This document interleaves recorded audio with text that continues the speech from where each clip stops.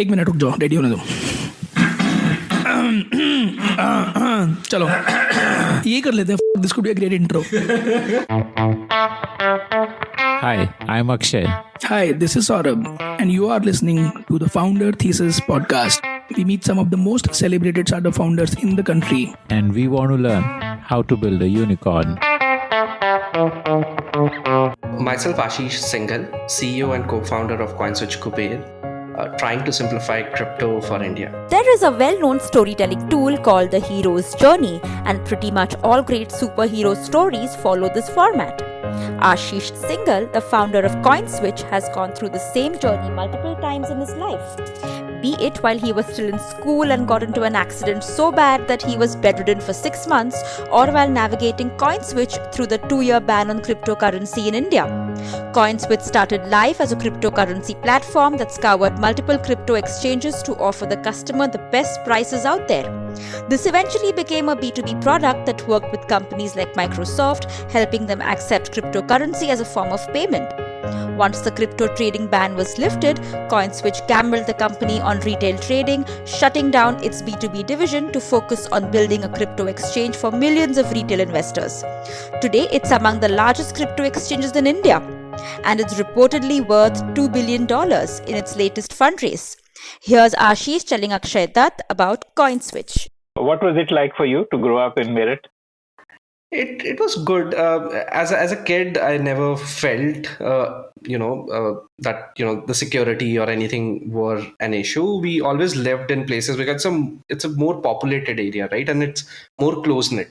You know everyone everywhere, right? So even if I'm walking down, people know that, oh, Dr. Saab ka beta ja raha hai, right? So your dad was a doctor, yeah? Yeah. So everyone knew him well, and it's a well-connected society and all those, right? So it's not like so nuclear it is today, but when I go back now, I feel a little insecure because I don't recognize a lot of people, and when you go to the streets, the population, because the infrastructure hasn't moved much, but the population has grown significantly, right? So everything is lack of resources, and too much noise, too much crowd, and after Bangalore, it feels a little weird. But security-wise, I've never felt anything bad in Meerut.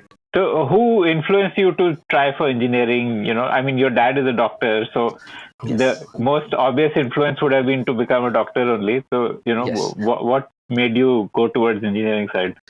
So in 11th, when we have to choose maths versus bio, right? So I had both because I loved math, but I wanted to be like my father, a doctor, right? So I couldn't leave math out of the picture, and I kept bio as well. But when I did an introspection, I realized this is not what I enjoy. Math is something that I love, right? And my father was very open in the sense that do whatever you want to do, right? So and within like 2-3 months of struggling with bio plus math, I left bio. Next subject was computer science, so I went into computer science with math from there. So did you join classes for engineering entrance? You got into NSIT, which is again one of the top-notch engineering colleges. So you prepared a lot for it. Yeah. Yes. So there is a sad story and a good story. The good is toward the end, but so in 11th, obviously, like any other kid, right? I wanted to be in IITs and so on. So I joined coaching as well in Meerut. There are some amazing tutors out there, right? So, but in 11th, I met within the first few months of the 11th class, I met with an accident, and I was bedridden for 6 months, right? Wow. So I had 150 stitches. Yeah, road accident? Yeah, what? Yeah, road accident. Yes. Oh, like a car ran over. I was on a scooter, and a car hit me from behind. I fell on the right side of the road. There was a scooter coming towards me, which hit my stomach. Oh, shit.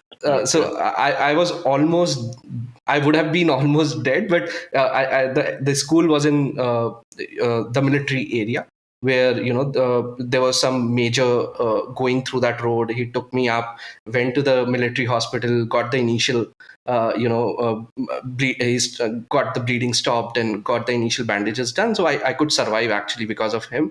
Otherwise, I wouldn't be here. Wow. But, after that, for the 6 months, I was just bedridden, couldn't do anything, couldn't study. And after that, obviously almost 11th was over, right? So I had to cover 2 years of learning to get into any entrance. But as a kid, I never thought about failure, and that is something that I know it was natural at that point in time that okay, this is a hurdle, we have to just cross it, right? So I studied day and night, very crazy schedule, but making sure that I succeed and get into IITs. Ultimately got some 4,000 rank in IIT, but I wanted computer science, obviously couldn't get it. Next best option was NSIT, because like I got 1,000 in AIEEE, so NSIT was much easier to get into. And then that's where my engineering journey started. Where did you get this kind of work ethics from, that never give up and 12 घंटे पढ़ाई करना and stuff like that? So 12 घंटे is small. I used to study 16, but coming to the main point, that I think it was just growing up, right? And not hardships per se, but I've seen my parents struggle, and that's where your I wanted dad to help. was in a job, or he had his own? He was a doctor, his own practice, but he used to work in a place where there weren't too many. He was a doctor for I don't want to say the needy, but he still was in a not so educated or not so moved upon in the society kind of a world, right? So where a lot of people from different villages would come and get treated and all that. They would not have paying power.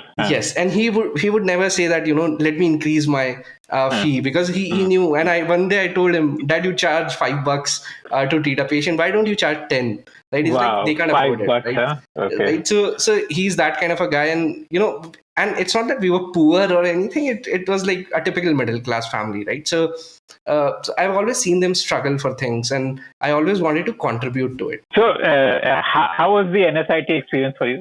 From Meerut into Delhi? Yeah. So obviously adjusting took some time, but a lot of, so in NSIT, the problem, or the, I don't know how to describe it, whether it's a problem or a good thing, but 85% of the people were reserved for Delhiites, and 15% is the only seat that from outside people can come in, right? So it was a good part as well, that those 15% of the people was a very close knit set of people, right? Because they are struggling the same things. Delhi is more, people speak in proper English, and they're much more refined than people coming from different areas. And we were more, more like normal. I don't know how to describe that, right? So coming together, and hostels were only given to these 15% of the people, unless you live very far in Delhi. So it was a quite tight knit of people. Even Govind, who's is my friend from first day of college, is the co-founder of CoinSwitch, right? So that's tight knit we are, right? Since we were 18 years old, we've been friends. So that was actually good, and the bad part, that we were not able to fit in, but we found a place for ourselves, because every one of us was struggling with the same problems, and it was easy to connect and do well in college. So yeah. Okay. And how did your personality change in those 4 years? I think I've always been a very competitive guy, right? So I always have to be first in class. When I'm first in class, I have to be first overall in all the sections, right? So I've always done that till 12th. But when I came to college, I realized that's not going to happen anymore. People are much, much smarter than me. And I didn't find the study material to be that innovative or that engaging at that point, right? So, but I found practical knowledge very well, right? So, and it was very empowering. It was doing projects and creating something new, right? And that was the way that I took. That in theory I might score 80, 90. I'm okay with it, but in practicals I have to score 95, right? So, and because that would give me power to learn and to actually do something about it, right? So, and I think I moved into that. In college also, the goal become job, right? In NSIT, obviously you get some amazing companies, but in second year it was about internship, right? So there was only one company who gave internship to second years in college, which was InfoEdge, Naukri.com, and like there were just 2 people selected, and I was one of them. In the third year, there were 2 companies, Microsoft and Deloitte, and I got into Microsoft for internship, right? So I got pretty good opportunities within within the ecosystem. My friends were amazing, supporting me always. And Amazon must have been among the top paying companies on campus. Yes. So we didn't know what Amazon actually does, but it was a talk of the town that Amazon pays the highest, so you have to get there, right? So everyone fought there, and all three of us. So me, Govind, Brajesh were the best friends, and all three ended up in Amazon, right? So that was like a dream come true for all three of us. So that's how the journey started from there. And that's when you went to Bangalore. Like your Bangalore journey started with Amazon. Yes. Okay. So when did that move towards quitting Amazon and becoming an entrepreneur happen? What was the impetus? Sure. So I wanted to do something of my own from very start, right? Since class 11th, that is where I got my first computer. And Google is something that, always enamored me, right? So like, how can you make something so simple and so amazing, right? And that is why I came into computer science as well, right? And that was always there that, I want to create something of my own. Not that I don't like working in Amazon. I'm here today because of Amazon. The kind of principles, the kind of, values that they imbued in me is the reason that I'm here. And maybe a success or a failure, I do not know at this point, but whatever I am is because of Amazon. So I think that was a very important journey, but I always wanted to do something bigger, right? And so that's where the entrepreneur journey started. First taking a sabbatical from Amazon, trying out few things on my own. Couldn't find it, couldn't understand much because obviously not connected, didn't know how startups work. And that's where I got connected to a few friends who were trying to do a startup, and then joined them as a CTO, and thought that, okay, let's figure out how this works, because from outside you can never learn what happens inside. I know that leaving Amazon was at a point that you were growing, you're getting promotions and earning enough, but the idea was that until I take that leap of faith, I'll never be able to do it on my own, right? So I think create, and as a person, I like creating backups. So I had enough money, I had enough shares, I sold everything. It is a bad call if you retrospectively look at it, but I sold everything, making sure that my parents have enough. So no matter what happens in the journey, I have enough money for every possible, scenario that can happen from there, right? So I think that gave me enough comfort to move out and do something of my own. How does Amazon's ESOP work? Like, because you get shares in the US entity, na? So you sell it and then those dollars are transferred to India, okay? So you get a Morgan Stanley account, and your shares get deposited there. When they get vested, they're actually allocated to you. They sell some part of it, pay tax in India, and rest lies in that account. You sell it, get the remaining amount in INR in India, and if there is a difference in which you got it versus you paid the tax at, you pay the difference in the tax, and that's it, right? So it's a pretty streamlined process, but it was much easier, right? So we just have to place a bid. It's like selling on Zerodha itself, right? That you place a self bid and money is in your bank, right? So Okay. So 15 is when you quit Amazon, and yes. So what did you quit for?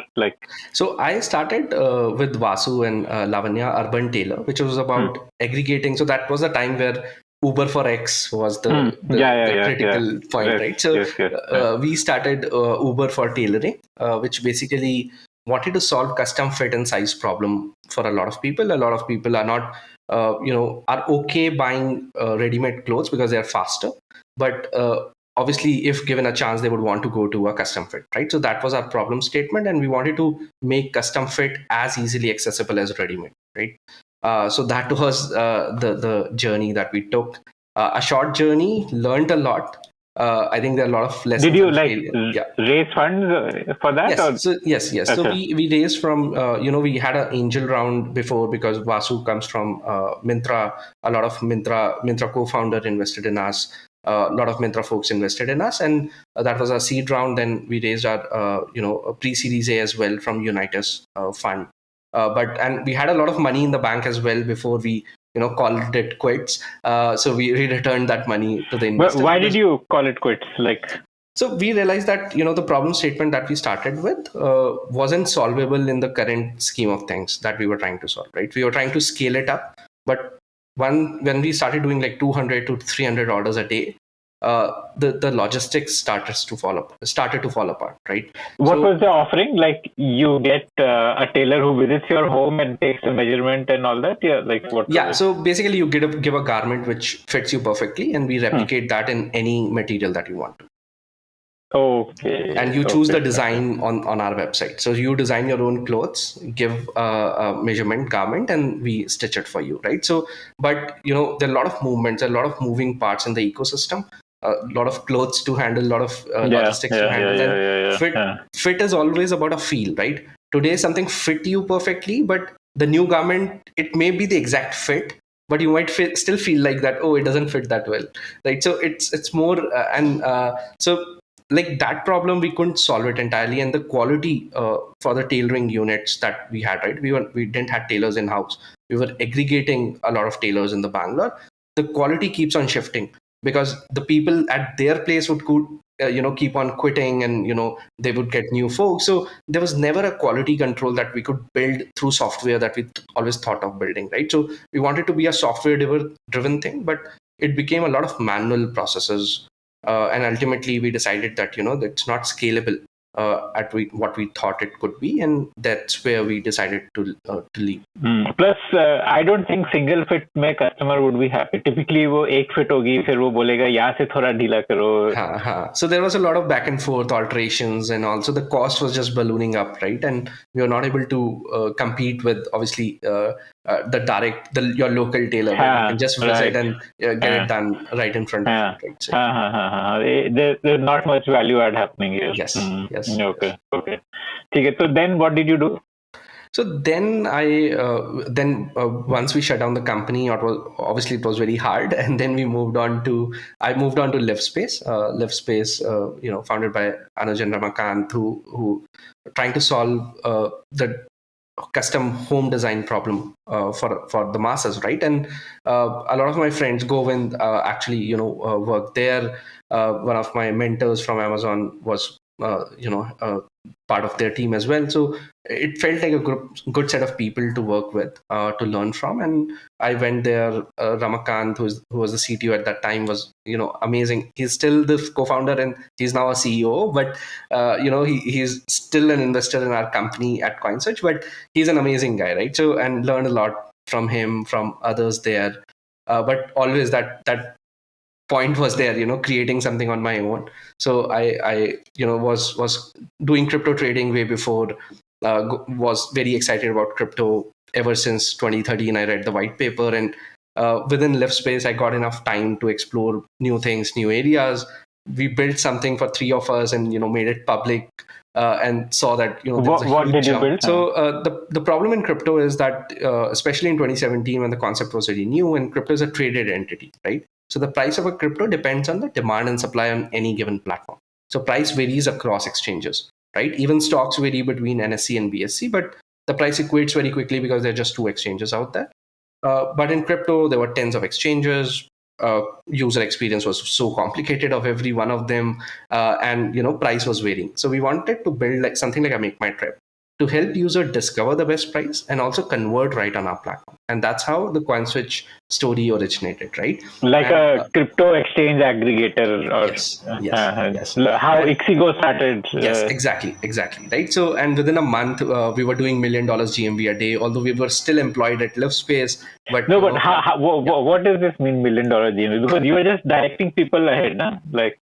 So we were not, they wouldn't get redirected to the exchange. So we built a very custom experience. Like you go to Make My Trip, right? You don't go to Indigo website to book a flight. Make My Trip integrates and give you a consistent experience on booking a flight. And that's what we did. Okay. So you had like API integrations with all these exchanges. Yeah. Okay. So the experience for a user become consistent. He knows how to use CoinSwitch. He doesn't need to know how different exchanges work, right? So, and that kind of gave us a view into the crypto industry, and we actually built it for ourselves, right? Because we were trading, we were not getting the best price. We thought of building it for ourselves and then made it public and realized the potential of it.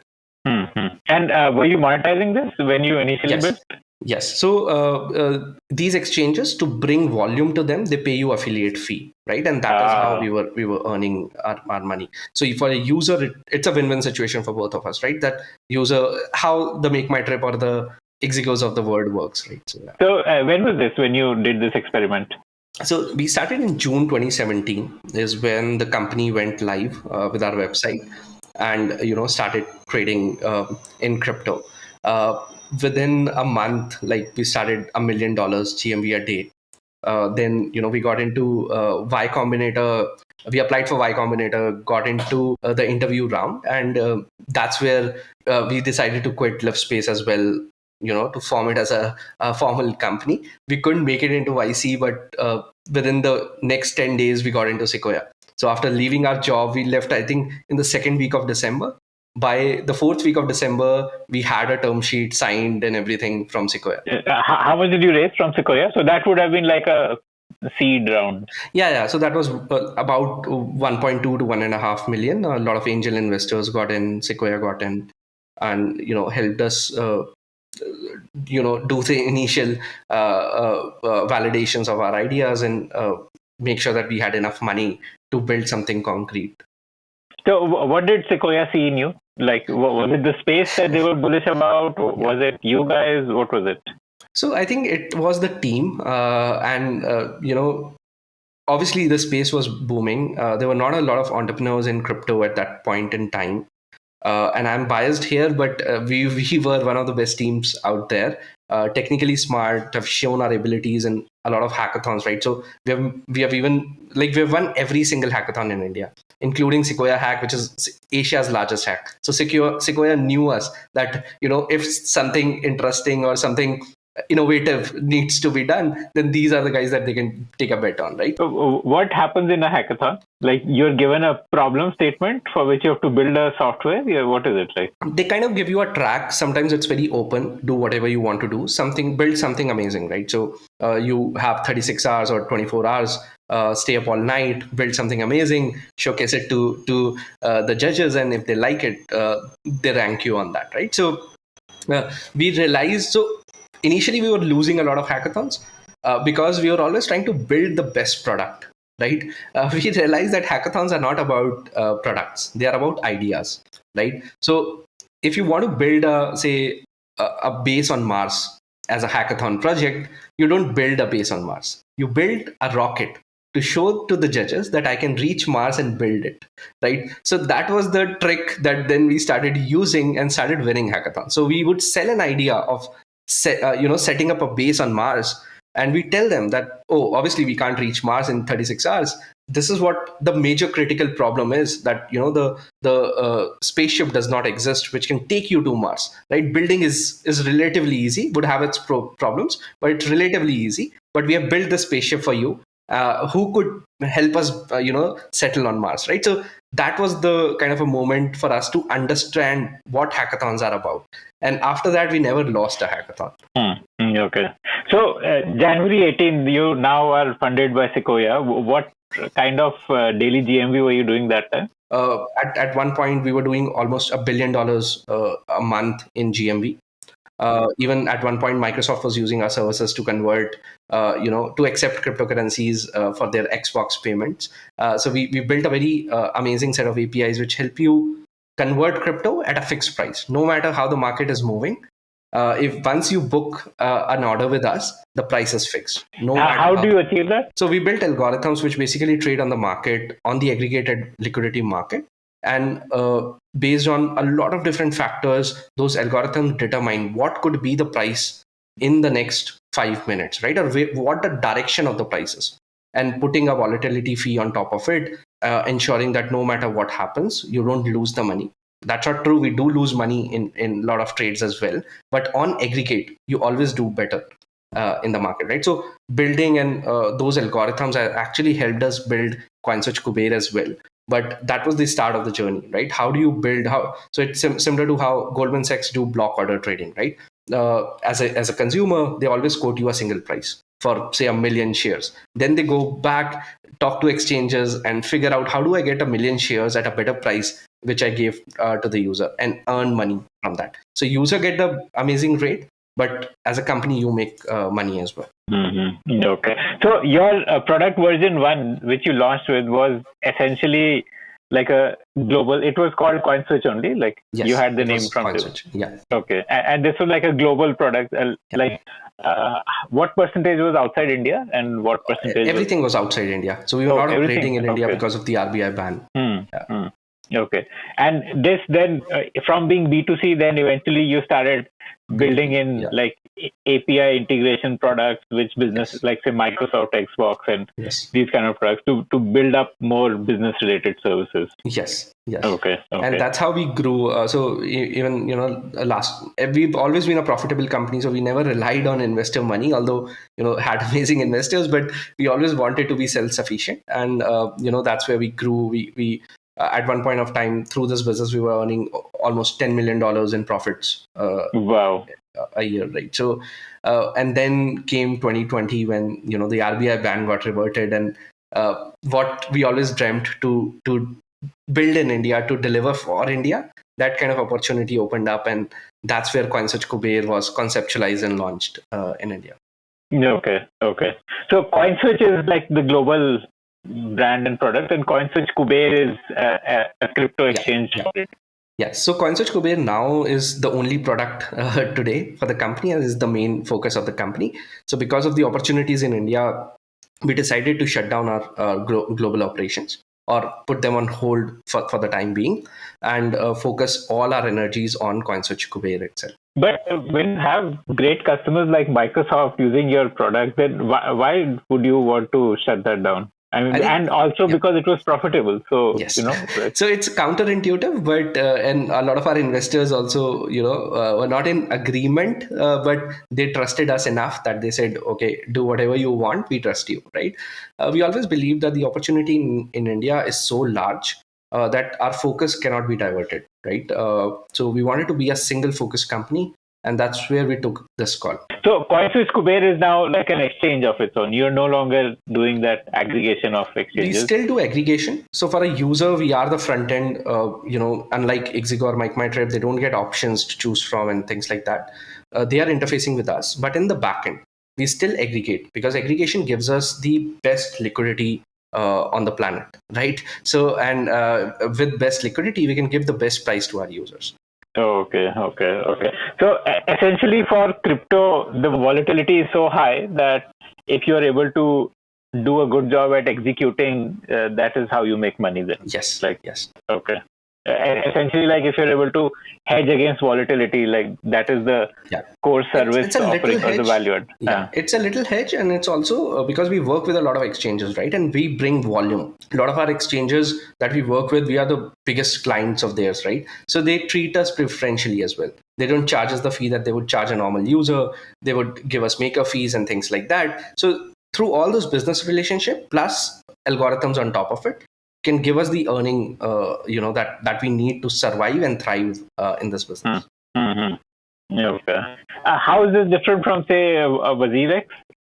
So they're an exchange. So that's a typical exchange where people go, buy, sell, trade with each other, right? But we aggregate similar to WazirX. There are tens of exchanges out there. So we aggregate all of them together. So WazirX would have their own liquidity, but every exchange would have their own liquidity, and aggregating every one of them would give us the highest liquidity possible. Whoever has the highest liquidity can execute the order the best way possible. To give you an example, if say one exchange is selling one Bitcoin at $50, second Bitcoin at $60, the other exchange is selling one Bitcoin as 55 and second as say 65, then I can get at an average price of 52.5. 2 Bitcoins, right? While on a single exchange, either one of them cannot offer that to you. Okay. Got it. Okay. And you are like, this is a global thing. Like you can work with any exchange across the world. There are no borders as far as crypto is concerned, because a Bitcoin is a Bitcoin anywhere in the world. Yes. And that's the nature of the business itself, right? That cryptocurrencies are global in nature. Their price are not only locally dependent, but it's globally dependent based on the liquidity across the market, right? So that's where we excel as well. So we aggregate all local players in India plus all global players outside.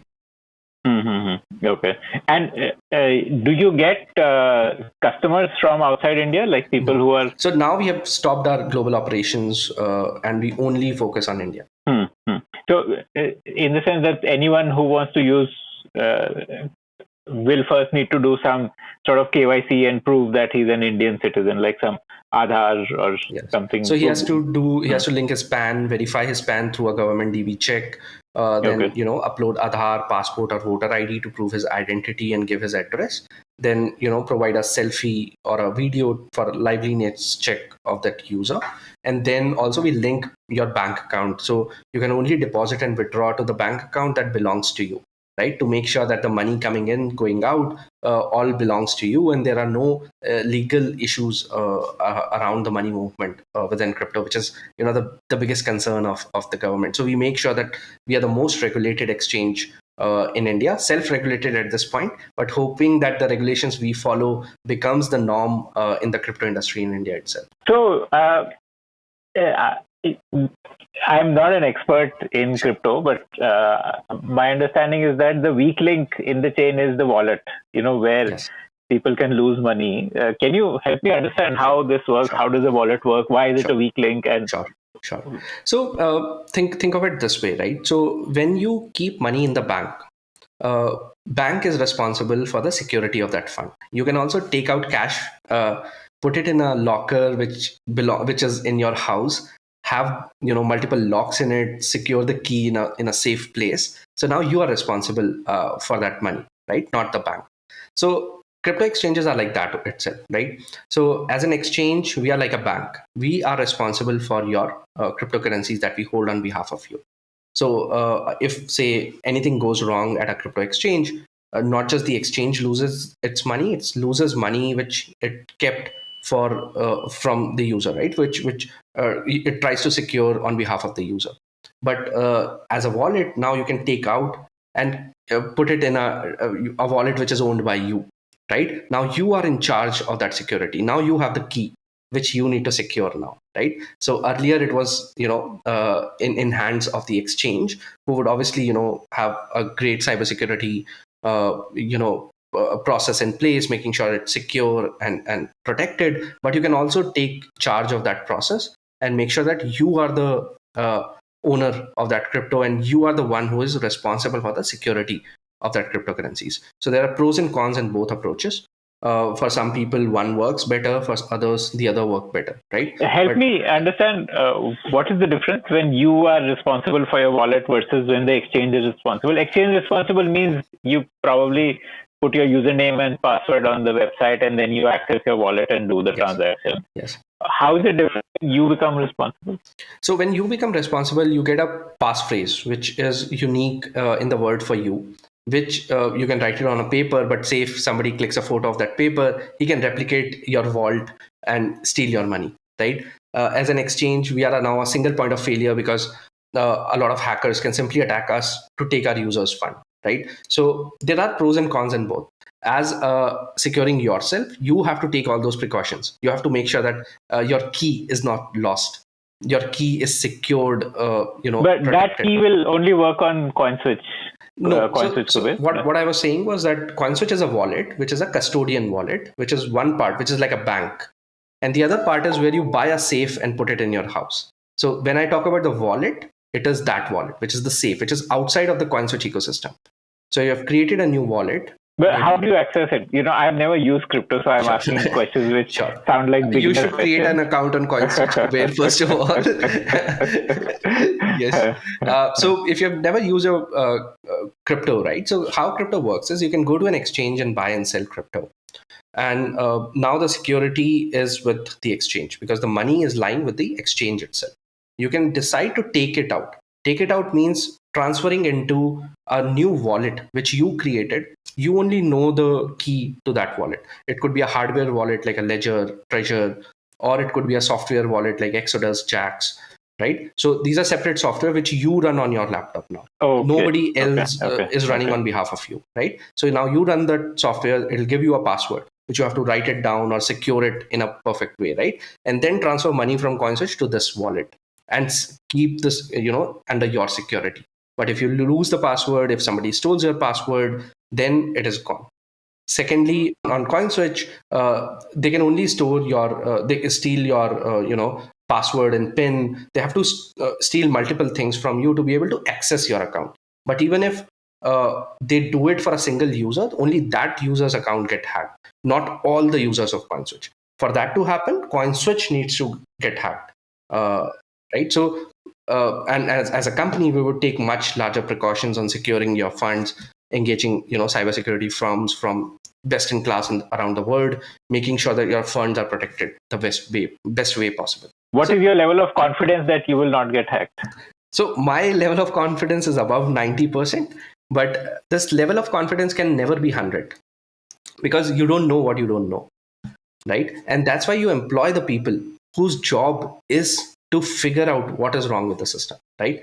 So we employ one of the firms, I cannot name them, but it is formed by the ex-CSO of Facebook, right? So a lot of national security level he has worked in helping governments secure their systems, and now he helps us in building our cybersecurity engines, right? So it's you have to continue. So it's a continuous process. There isn't a set steps that you do these 5 steps and you're done. It's a continuous evolving process. It's a cat and mouse game, right? Hackers are trying to always evolve their techniques, and you as a company is always trying to be ahead of them, right? Making sure that your funds, your users' funds are secure, right? So it's always a continuous process. It's just that some exchanges work harder at this, some do not. And you rightly said 56% of exchanges have shut down, big exchanges have shut down in the last 10 years because of these hacks, right? So this is one of the biggest threat to a cryptocurrency exchange, and ensuring that you are always ahead is a constant battle that we fight. So can you help me understand use cases? Like what is the use case of Bitcoin? What is it for Ethereum? And some other interesting use cases according to you? Sure. So Bitcoin was created as a currency, a replacement for a currency, right? So how you transact, your internet banking, moving money from one place to another. Bitcoin was an easier store of value to be able to transfer, similar to gold, how gold used to be bartered back in the days, right? So Ethereum is more like an AWS, right, which allows you to host decentralized applications onto its platform, right, and run decentralized applications.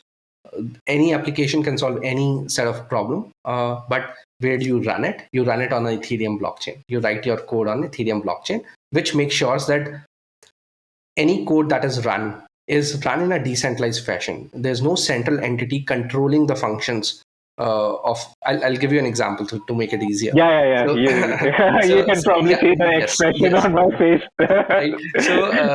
So let's say you're running Uber, right? What Uber does is connecting a driver to a rider, right? That's all it does, right?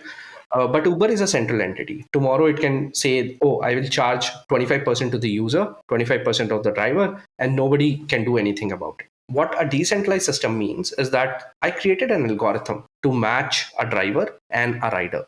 Now, no matter who the rider is, no matter who the driver is, they always follow a certain set of rules to get connected, right? So I cannot change the logic at any given point. So think of surge pricing when you think of it, right? So say, something bad happens, or there is a, Indranagar, you're in Indranagar, a lot of clubs, close at 11, and there would be a lot of demand there, right? So the price goes up, but nobody knows how the price is going up. Who is determining these price?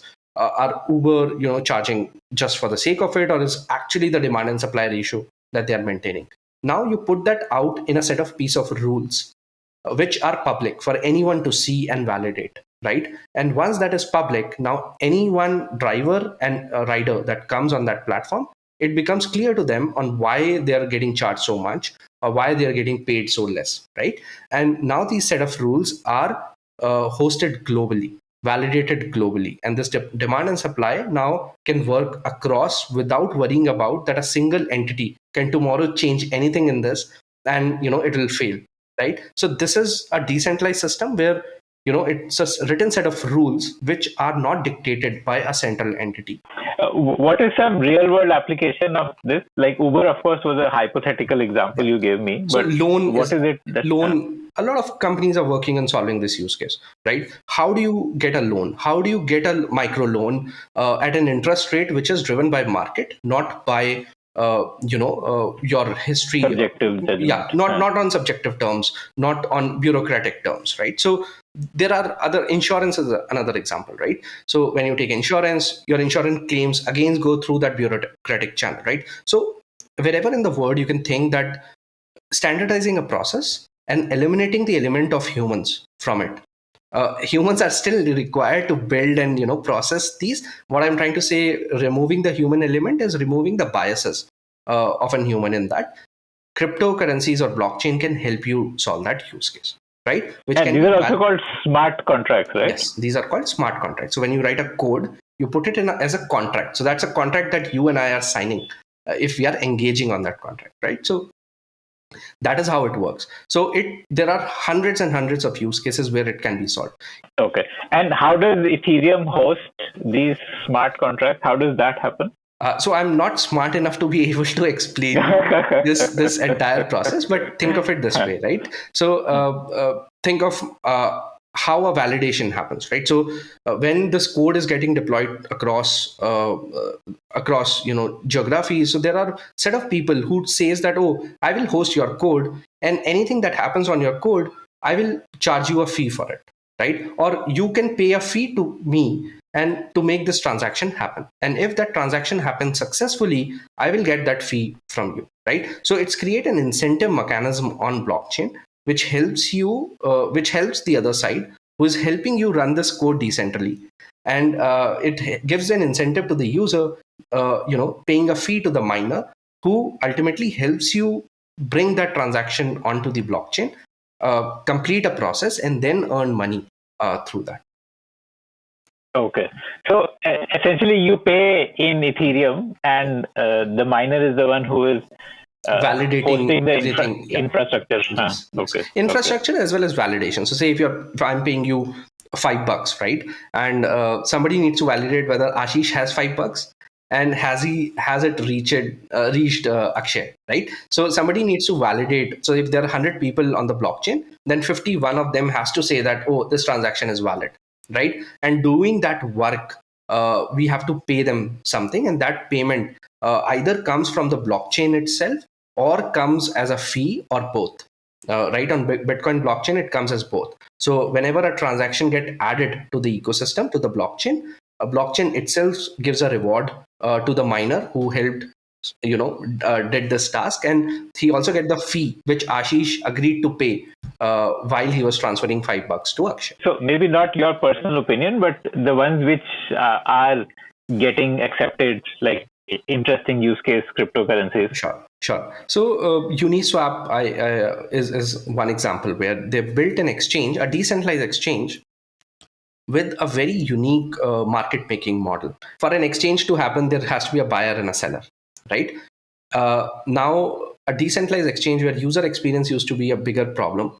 A lot of sellers didn't used to come. A lot of buyers didn't used to come. So they always had a problem of liquidity on their platform. So now they did something amazing, building a mathematical model on determining price based on liquidity pools that they were creating, right? I'll again not go much depth there, but this in a way it's like search, bringing in search pricing, like not if there is something not like enough liquid. So making a mathematical model using that concept. Yes, making a mathematical model on how the price to be determined of any asset, and if the price is too high compared to the market, gives people incentive to sell their asset at a higher cost, which then equates the price back to normal. If it goes too down, it gives the people opportunity to buy, and when they buy, the price again goes up. So they created a mathematical model to equate the price at any given time, and eliminating the dependencies from buyers and sellers aggregating together. So that is one amazing use case, and how they have solved it. And AMMs are a mathematical problem, have never been solved at the scale which cryptocurrency industry is trying to solve, right? So second is compound, right? Which this Uniswap is doing this for what commodities, or cryptocurrencies itself. So on Uniswap is a decentralized exchange where you can exchange one currency to another. So they are trying to create, without the need of actual order books, they are trying to now create a model where a price of a crypto can be determined or exchanged from one crypto to another. right? And Uniswap is a coin also. It is an exchange also and a coin also. Like you can also. Yeah. So the coin comes from their, innovation. So basically, whatever volume that they drive through that ecosystem, they link it to their token. So the more people find their use case worthy, the more the price variation happens in their currency, right? So yeah.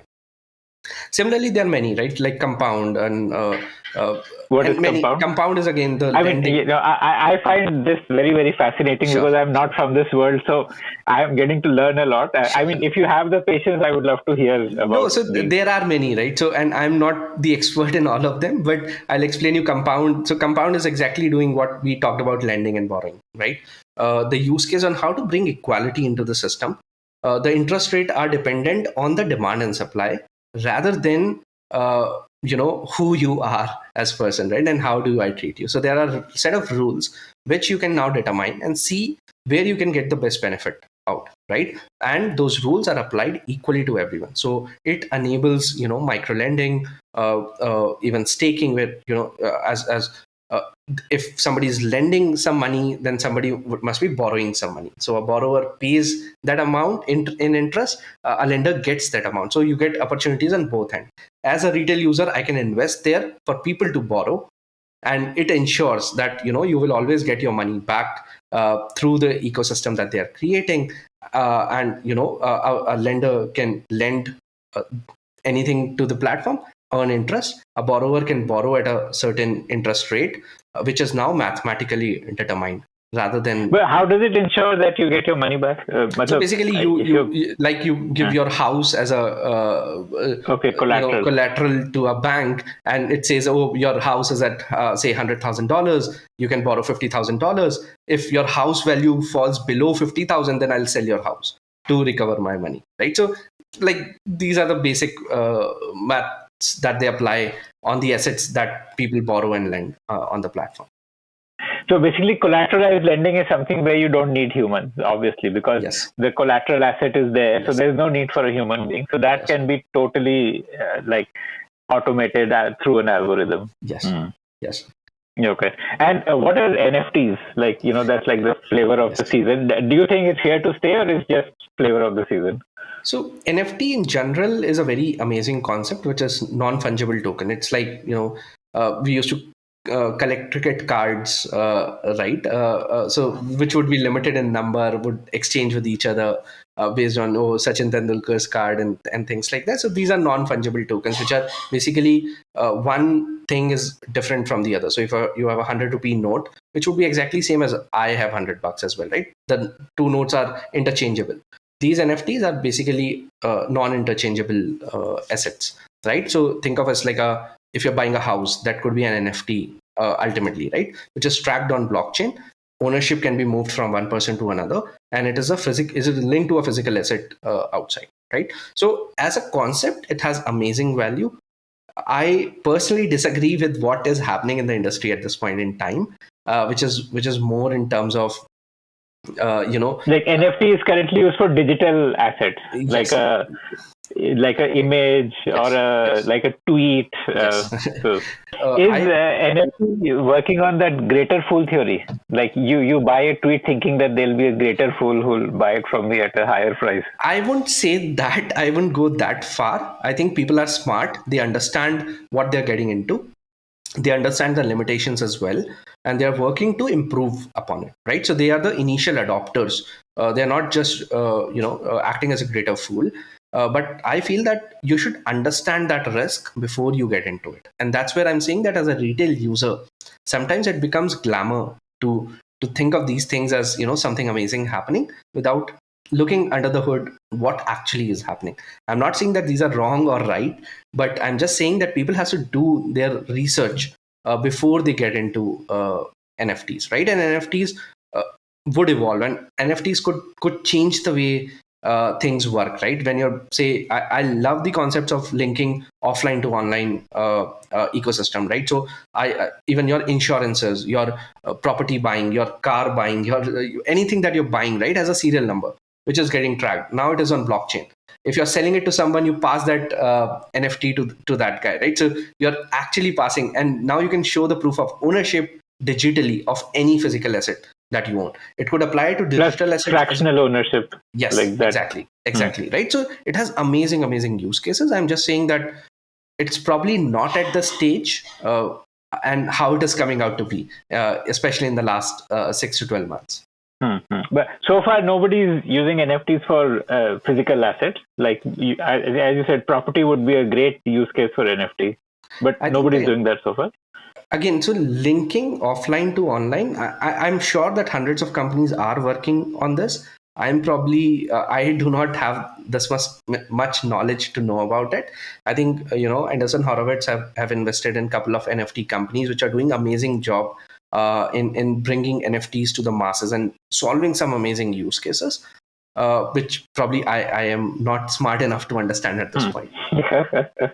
Okay, got it. Cool. Okay, so you after that first funding from Sequoia, subsequently what what was your funding journey like? Sure. So I think. So I didn't tell you about the CoinSwitch Kuber journey, right? So why we started in India, right?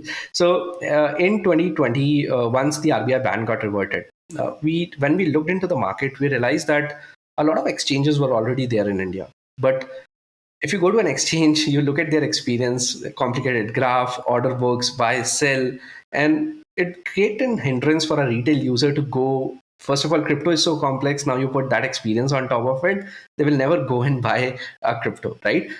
People are used to the experience of Swiggy, add to cart, checkout, food is at your home, or Uber and Ola, just a click of a button, you get the cab that you looking for, right? So that is where we realized that the kind of problems we solved in 2017 can help us build a platform which would be very unique. It has never been done, not just in India but around the world as well. Helping user buy sell crypto where price remains fixed. With a click of a button, now they can buy sell any crypto that they want to, as simple as ordering food online, right? So we realized. Why is price remaining fixed unique? Is it that the case with, say, WazirX or somewhere else? Like, no. If I see a price and I click buy, I don't get it at that price? It's an order book, right? So say you're buying 10 Bitcoin and you're buying at 1 lakh, but the top bid is only 0.1 Bitcoin at 1 lakh. So you have to wait in the market for rest 9.9 Bitcoin to be bought, which may happen, may not happen. The price may fall down, but we ensure price guarantee. So when you see something on us, you buy it instantly, and instantly it reflects in your wallet. No questions asked, right? So that is what like an online shopping is. If I give you an experience where you're buying a phone of $10,000, add it to cart, and it became 11,000, you will be a little taken aback in whether I want to go ahead or not, right? So that's where we build that experience for our users, giving them the best price. And a fixed price conversion with a click of a button. Our experience was one of the simplest in the world that at the time that we launched, and we launched in June 2020, and it just blew up. Today, after 14 months, we are sits around at 9.5 million users, one of the fastest fintech company to ever reach that mark, funded by the likes of Tiger, Ribbit, Paradigm, which is Coinbase co-founders fund, and Sequoia, and growing the company bigger and bigger every single day, right? So, and today the largest crypto platform in India, right? So that journey has been really remarkable.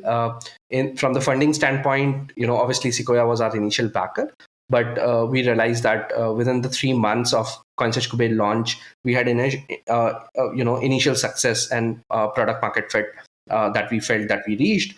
That's where we reached out to Ribbit, who is one of the best investors in the world, and have funded almost every fintech company in India and outside, be it Coinbase, be it Robinhood.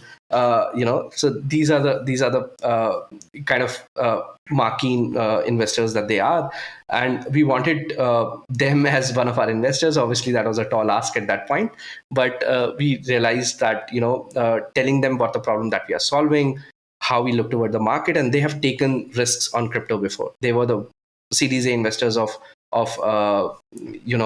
Coinbase itself. So we reached out to them, and they loved our team and what we were doing, and we got Paradigm also, who is again learned a lot from them, who comes from Coinbase co-founders himself, and putting it together make the best possible Series A for us. Okay. When did the Series A happen? Series A happened in December of last year. And Tiger was also part of this Series A. So Tiger happened in February. And it happened in a very interesting time when a week before our government announced that they might be considering a ban on crypto, and within that week Tiger came to us and said that no matter what happens, we believe in you, we believe in your team, we love what you're doing in this market, and no matter what happens, we want to fund you, right? So, and that's how the Series B happened with Tiger.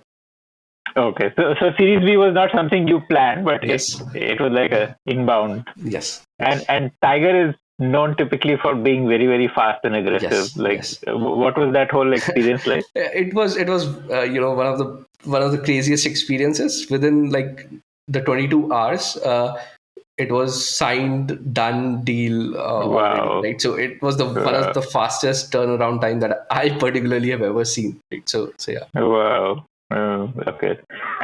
And what was the raise in December and in the Series B with Tiger? How much did you raise in each? So we raised about 15 million in Series A, and Series B we raised about $25 million.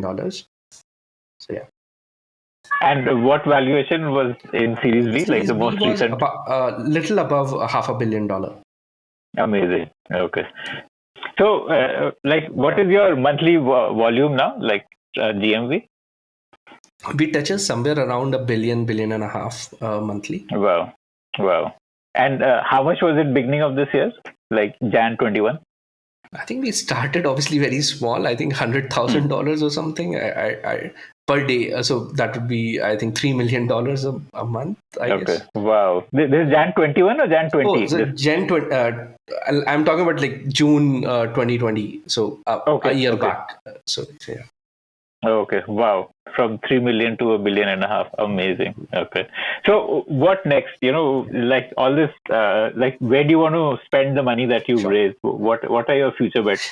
So we are obviously, investing a lot in branding and creating education around crypto. We want to make sure that people understand what crypto is, right? So it's not about when the first thing that comes to your mind when you think about crypto. We want to have that very clearly defined or have a very not a positive spin, but more of right messaging to the user, right? So making sure that they don't think about illegal, they don't think about ban when they think about crypto, they actually understand crypto. And then make a choice for themselves whether it is good for them, they want to be on the sidelines, or they want to keep away from it. How much time does a crypto transaction take to complete? I believe Bitcoin is supposed to be very slow in the time it takes to complete the transaction. Sure. So crypto buying and selling is not actually a blockchain operation. So it happens instantly within milliseconds, right? So when you click a button buy, you have that, right? How you order a food, once you pay and click done, that is how your order is done, right? So that is how crypto buying and selling works on CoinSwitch Kuber. When you go to blockchain, when you're actually transferring, say I'm transferring Bitcoin to you, that is where a blockchain operation is happening, where the value is getting transferred, a Bitcoin is getting transferred to you, and then the miners need to approve it. On average, every block takes about 10 minutes to get the confirmation, and it takes at least 6 confirmation is where people say that now it can never be reverted. So it would take from 10 minutes to 60 minutes to get your transaction approved on the blockchain. How are these different? How is it that I, as a retail user, get instantly, but the Bitcoin on? So you are not transferring on blockchain. So when you're buying and selling, it's getting an exchange. So it's getting exchange between one user to another. So it's not actually reflecting on the blockchain itself, right? So it's a database entry. How you do a UPI transaction. A bank doesn't actually hire a person, give him the money, who goes to the. So it's not happening, right? So it's digital. It's money getting deducted from your bank, and getting reflected on the merchant side instantly, right? That is how a blockchain transaction is. So this is in a way like an inter-exchange, like one exchange and another exchange are between themselves. Between them or within the exchange, since you have both the parties all on there, you're just linking them rather than creating a blockchain transaction for that to happen. Okay, but if you take it out to an external wallet, that would then probably happen on the block. Yes. Okay. So let me pose this question to you. What was a failure you had in the last 3 months? I think one of the biggest failure is, not building my team fast enough, not anticipating the growth in this journey, and able to build a lot of because the work increases, right? And people get burned out. The idea is, how do we anticipate that and start hiring those people, because the process takes time, right? And the kind of requirements we have, it takes time to fill those positions, and start looking for those people much earlier than where they're absolutely needed, right? Is the crucial point that I particularly learned in the last 4 months of our journey, and hopefully I'll try to learn and from it, and do better as we go. Like hire in advance before you actually need those. So people. when you're doing something, right, it feels like, let me just complete this work and then I will look how to solve it. But that is not the time to actually go and solve it. When you're actually doing that work, figure out, what do I have to do? Who do I need? Who can do this better than I'm doing? And who can actually help me the next time the situation arises, right? So I think taking a step back, no matter how busy you are, no matter how at the center of the storm you are, taking a step back and looking, how do I solve it better next time? Who do I need to solve it better? And start that process from that point onwards, rather than waiting for that storm to be over and then start looking for that person. Right. Okay. And are you a remote company now, or are you working from office? So we are all remote. So I think CoinSwitch Kuber was conceptualized within this remote environment. The day we decided to do CoinSwitch Kuber, the next day lockdown came and we all went remote. And so far, the team has done an amazing job. Obviously, communication becomes an issue sometimes, but we are figuring ways to solve that day in, day out. And we would hopefully remain a remote country till April next year, and we'll reevaluate the situation whether it's time for us to come back to office. But would you like to be a remote company or an office-based company in the long term? The way we are growing, right? So what happens is a lot of people can learn from each other much faster if they are working together. Because when you're working together, you're not just an individual contributor. You're learning from your outside peers and trying to grow, right? So what I feel is this environment is very good for individual contributors, but their growth is suffering. They're not learning from outside enough, right? And as a growing organization where the kind of processes are changing too frequently, it would be much easier when everyone is together and aligning together towards the same goal and trying to achieve that together, right? Learning from our mistakes. Everyone doesn't have to make the same mistake. We can just learn from each other. I think that is what is missing today. Got it. Okay. And what is your headcount split like? There's 250 people. Most of them would be tech, I assume. So support is one of, because like customer first. So our support team is quite big. Product, tech, marketing is about 120 people. And rest 120 people is support. So, you've not automated support like chatbots and stuff like that? So crypto is a different market where a lot of people, because it's about money, right? And you would it's not like a food ordering where you can when something happens to you, say you deposited money. There might be a problem at the bank, at the PG, or in our system where the money didn't reflect back, right? So dealing with a bot at that point in time becomes, frustrating, right? So we want to give the best experience to our users, making sure that they feel that there is somebody on the other side who cares as much as they can in solving and helping them out through this problem. How many hours a day do you work? I do not. I don't know. I do not count the number of hours. I think. Is it still like like what you did for your No, I don't think I work that preparation hard in anymore. engineering? Like, okay, Yeah, okay. so I'm always constantly thinking on the problems and trying to solve those problems. I think my role is now not how many hours I spend on my laptop actually doing the work, but it's more about how am I enabling people to solve the problem that they are facing, right? And try to constantly be in a problem solving mode, right? So the day I wake up and the moment I wake up and till the time I go to sleep, I'm always thinking. Whether that is work or not work, I do not know, but that is the habit that has been built up. Cool. So, any advice for aspiring founders? Like any last words you'd like to leave the listeners with? I think a lot of people, including me, thinks about failure when they are in an uncharted territory. And I think one hack that I found to go over that is thinking that even if you fail, what is the worst thing that will happen? And once you rationalize that fear into what would actually happen rather than being afraid of it, it what gives you the confidence to go beyond, right? A lot of these times our fears are only, are just in our heads, right? And actually logically thinking through on what if even the worst case scenario happens, what are the repercussions, how do I come out of it, and how do I create a plan to move forward in spite of the failure. Not that you're optimizing for failure, but you're rationalizing it that even if you fail, it's not the end of the world. You still have, a path to go forward with. I think that particularly has helped me and my team to overcome fear, right? We are a very innovative and a fast moving company. I know every company says that, but like we take a lot of risks, right?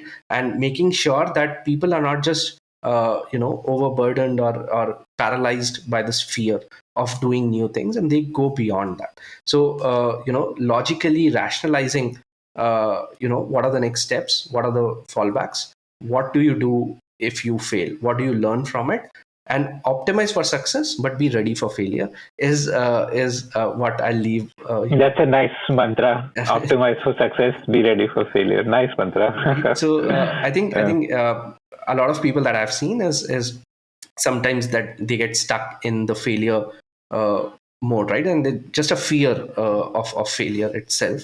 And this helps me particularly go beyond that point. If you want to be a part of the mission to evangelize cryptocurrencies and be a part of the cutting edge of finance, then do check out jobs with CoinSwitch at unti.in/CoinSwitch. This episode of Founder Thesis Podcast is brought to you by Long Haul Ventures. Long Haul Ventures is the long haul partner for founders and startups that are building for the long haul.